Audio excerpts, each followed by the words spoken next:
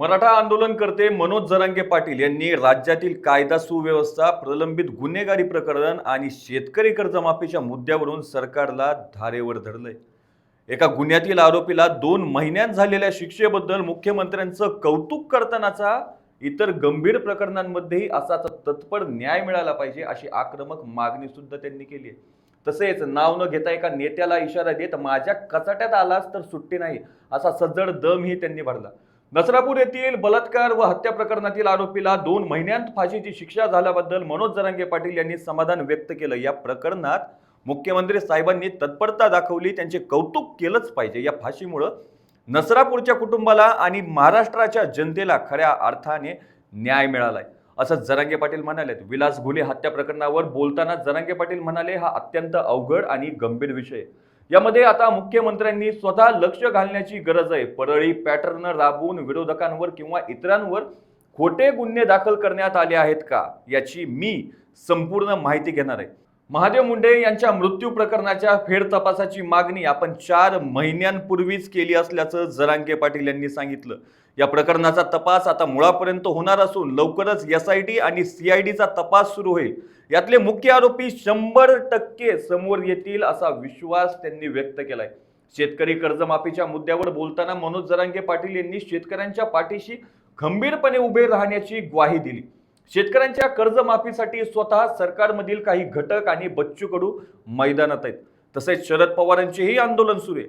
मी शेतकऱ्यांसाठी होणाऱ्या प्रत्येक आंदोलनात नेहमीच जातो आणि यापुढेही जात राहीन असे सांगत त्यांनी शेतकरी प्रश्नावर सर्वपक्षीय आंदोलनांना पाठिंबा दिलाय। पाहूया काय म्हणालेत मनोज जरांगे पाटील।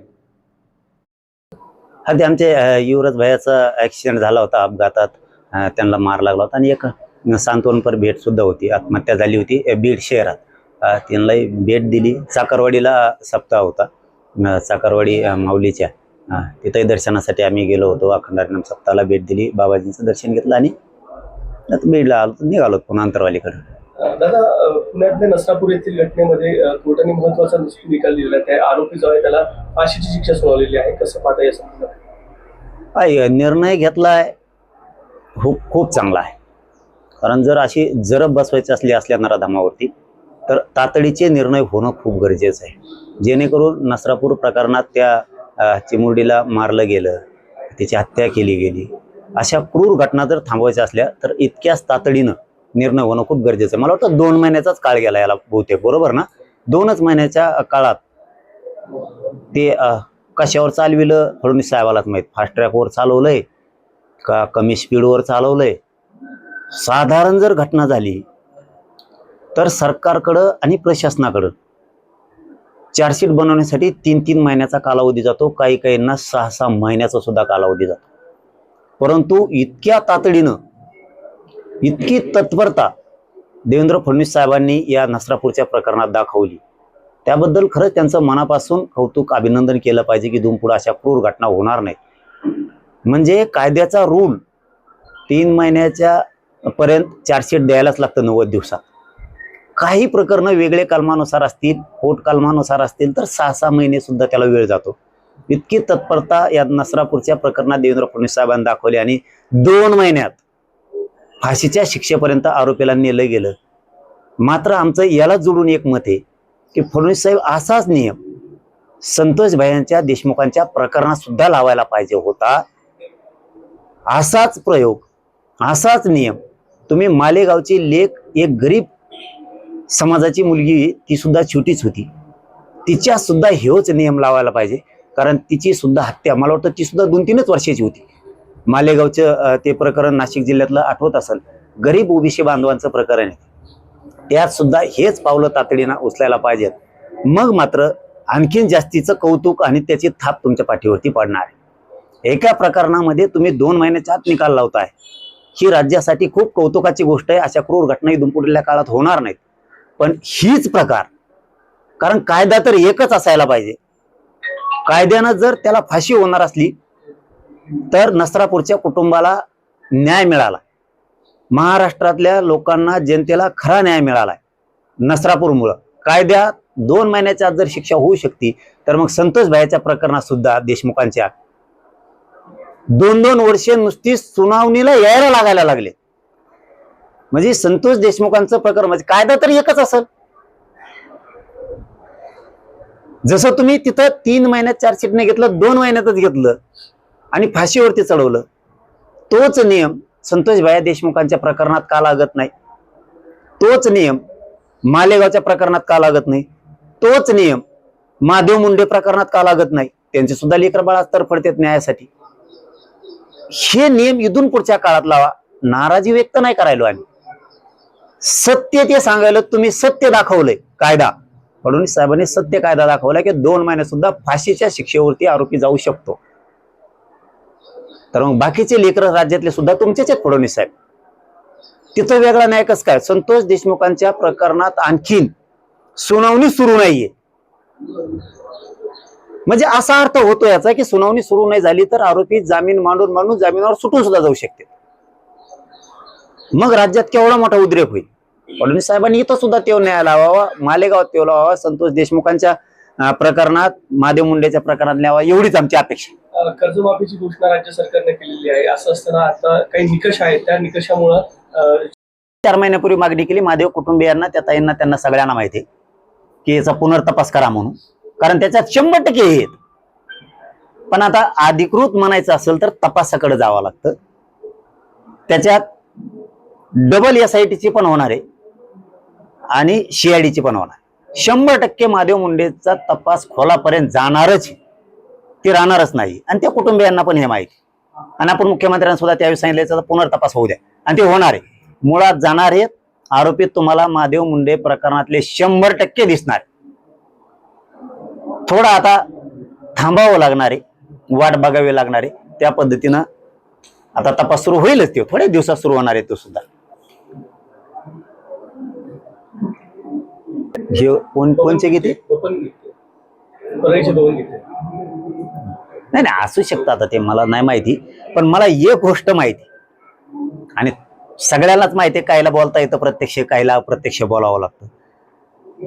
सत्तेचा पावर आणि राजकारणाच्या जोरावरती यांनी प्रत्येक वेळेस यांनी ज्या चुका केल्या, यांनी जे गुन्हे केले, हे यांनी दुसऱ्याच्या डोक्यावरती थाप पिलेले.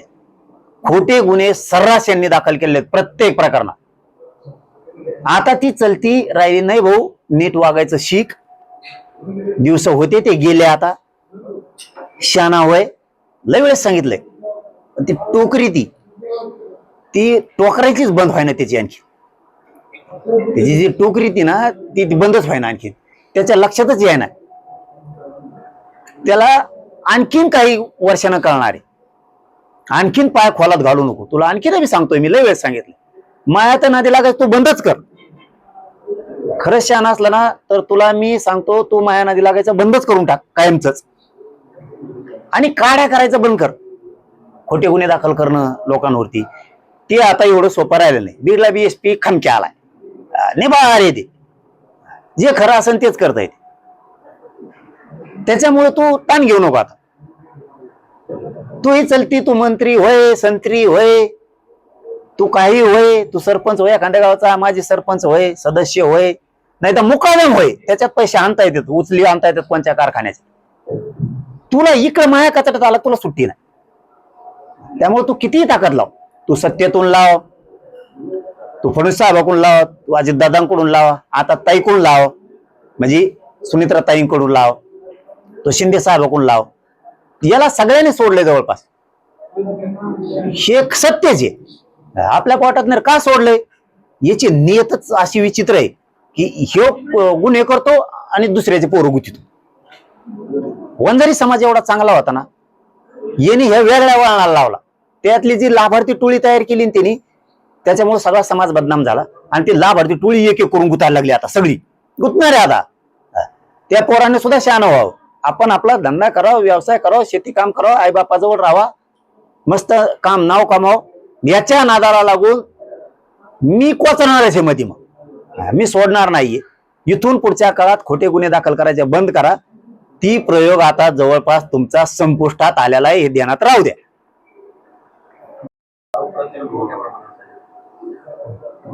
हे विषय आता कळतोय बघा, ही खूप अवघड आणि सिरियस विषय. मग याच्यामध्ये स्वतः देवेंद्र फडणवीस साहेबांना आता लक्ष घालावं लागणार आहे. कारण विलास घुले त्या बंधूंचं खून झालाय. शेवटी ते आरोपी तर सगळे, त्यांना शिक्षा झाली पाहिजे. कोणाचं लेकरू गेलं आणि त्याला न्याय नाही मिळाला असं या राज्यात होऊ नये. परंतु कोणावर तर अत्याचार जर झाला असेल, त्याला जर वेगळा काय विषय असेल आणि परळी पॅटर्न त्याच्यात राबवून खोटे गुन्हे जर दाखल होणार असले, तर देवेंद्र फडणवीस साहेबांनी या केसच्या मुळाशी जायला पाहिजे. मी आता पूर्णपणानं बोलणार नाही, मी याची आता पूर्ण माहिती घेणार, 100% माहिती घेणार. हे प्रकरण काय गोरगरीब लोकांवरती लादलं जात आहे का जाणून बुजून आरोप करून गुन्हे दाखल केले जाते, याच्या मुळाशी 100% मी फडणवीस साहेबाला जायला लावणार. आणि त्याच्यात यासाठी गुले बंधूला न्याय देण्यासाठी त्या लेकराला 100% न्याय मिळालाच पाहिजे. अजिबात कसलीही गय त्याच्यात कोणाचीही करायची नाही. पण जी SIT नियुक्त केली गेली, त्या SITनं ह्या सगळ्या प्रकरणाच्या मुळाशी जाणं सुद्धा गरजेचं, एका बाजूनं नाही. SITचा अर्थ असा की ज्या खुनाचा तुम्हाला उलगडा करायचा आहे त्याचा उलगडा चहूबाजूने केला पाहिजे. याचे धागेदोरे कुठे आहेत, याचं मूळ काय, याच्या पूर्ण मुळाशी जाणं SITचं सुद्धा कर्तव्य आहे. आणि याच्या मुळाशी जाऊन ज्याला त्याला ज्याच्या त्याच्या नियमानुसार त्याला न्याय मिळाला पाहिजे. तसाच घुले बंधूला त्या कुटुंबियाला सुद्धा 100% न्याय मिळाला पाहिजे. पण जे आता नवीन प्रकरण आलं, हे खरं काय काय मला याच्यातलं काय माहित नाही. मी याच्यात मुळाला जाऊन पूर्ण माहिती घेणार आणि फडणवीस साहेबांना याचा मुळाशी तपासच करायला लावणार, सोडणार नाही कोणालाच. आणि घुले बंधूवरती त्या कुटुंबावरती सुद्धा कधीही अन्याय होऊ देणार नाहीत आम्ही. आणि ते सुद्धा आरोपींना शिक्षा झालीच पाहिजे. नाही, मी चर्चा करणार नाहीये, कारण मी करीन म्हणलं की करतोच. मी कधी खोटं आपल्याशी बोलत नाही. आणखीन अनेक जण आहेत त्याच्यामध्ये, म्हणजे स्वतः सरकार पण आहे, स्वतः त्याच्यामध्ये बच्चू कडू साहेब पण आहेत त्याच्यात. आता अनेक बरेच जण उठले दादा. आता पवारांचं पण आंदोलन सुरू आहे, ते पण त्याच्यात उठले आहेत. ते चर्चा करतीलच. पण सरकारने हे बाकीचे आंदोलन करते ही रोष न बघता शेतकऱ्यांच्या हिताचा निर्णय घ्यावा की एकही शेतकरी वंचित राहू नये कर्जमुक्तीपासून. यावर मात्र सरकारनं ठामवणं गरजेचं. शेतकऱ्याच्या कोणत्या आंदोलनात जात, कोणत्या पण शेतकऱ्यांना न्याय देण्यासाठी आपण गेलो पाहिजे, उठलो पाहिजे.